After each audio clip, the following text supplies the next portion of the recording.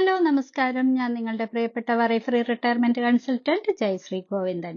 ഈ ഒരു എപ്പിസോഡിൽ നമ്മൾ സംസാരിക്കുന്നത് എങ്ങനെയാണ് ഒരു ലൈഫ് ഇൻഷുറൻസ് പോളിസിയിൽ ക്ലെയിം നമ്മൾ പ്രോസസ്സ് ചെയ്യേണ്ടത്. പലർക്കും അറിയാത്ത ഒരു സംശയമാണ്. ഇൻ കേസ് എന്തെങ്കിലും ഇത് വന്നു പോയിട്ടുണ്ടെങ്കിൽ എങ്ങനെയാണ് ഇതിന്റെ ക്ലെയിം കിട്ടുക എന്നുള്ളത് പലർക്കും അറിയില്ല.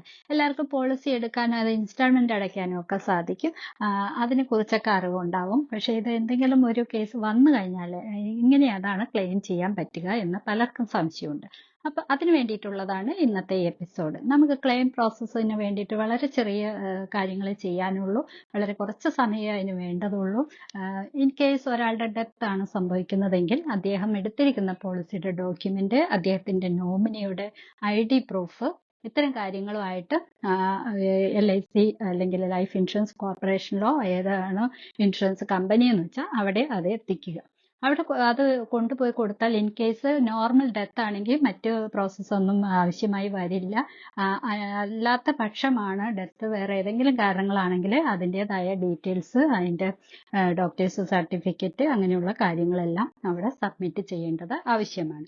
പിന്നെ ബാങ്ക് ഡീറ്റെയിൽസ്, നോമിനിയുടെ ബാങ്ക് ഡീറ്റെയിൽസ്, അങ്ങനെ ഈ കാര്യങ്ങളെല്ലാം അവിടെ സബ്മിറ്റ് ചെയ്ത് കഴിഞ്ഞിട്ടുണ്ടെങ്കിൽ അവരത് വെരിഫൈ ചെയ്ത് അത് ഒരു 30-60 ദിവസത്തിനുള്ളിൽ ആ ക്ലെയിം പ്രോസസ്സ് ചെയ്ത് നിങ്ങളുടെ അക്കൗണ്ടിലെ, അതായത് നോമിനി ആരാണോ അയാളുടെ അക്കൗണ്ടിലേക്ക് ക്യാഷ് എത്തുന്നതായിരിക്കും.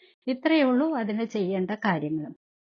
ഇൻ കേസ് നമുക്ക് ഒരു ഡിസേബിലിറ്റി അല്ലെങ്കിൽ ഇപ്പോൾ ക്യാൻസർ കവർ പോളിസി പോലെയുള്ളതൊക്കെ ആണെങ്കിൽ അങ്ങനെ ഒരു ക്ലെയിമാണ് വരുന്നതെങ്കിൽ നമ്മുടെ ഹോസ്പിറ്റൽ ഡിസ്ചാർജ് സമ്മറി, ഹോസ്പിറ്റൽ ഡോക്ടേഴ്സിൻ്റെ സർട്ടിഫിക്കറ്റ്, നമ്മൾ കഴിക്കുന്ന മെഡിസിൻസിൻ്റെ കാര്യങ്ങൾ, ബില്ല്, ഇതെല്ലാം സഹിതം നമുക്ക് ഈ പോളിസി ഡോക്യുമെൻറ്റും ID പ്രൂഫും ബാങ്ക് ഡീറ്റെയിൽസുമായിട്ട് അവിടെ സബ്മിറ്റ് ചെയ്ത് കഴിഞ്ഞാൽ അതിനെ അവർ വെരിഫൈ ചെയ്ത് 60 ദിവസത്തിനുള്ളിൽ തന്നെ അതിൻ്റെ ക്ലെയിം പ്രോസസ്സിങ് നടത്തി നമുക്ക് ആർക്ക് ഈ ആള് ജീവിച്ചിരിക്കുകയാണല്ലോ നമ്മളിതൊക്കെ ചെയ്യുന്നത്. അപ്പോൾ അവരുടെ ബാങ്ക് ഡീറ്റെയിൽസ് തന്നെയാണ് നമ്മൾ സബ്മിറ്റ് ചെയ്യേണ്ടത്.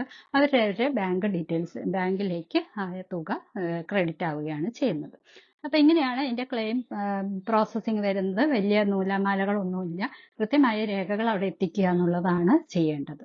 ഓക്കെ, അപ്പോൾ അടുത്ത എപ്പിസോഡിൽ കാണും വരെ ടേക്ക് കെയർ. Bye bye.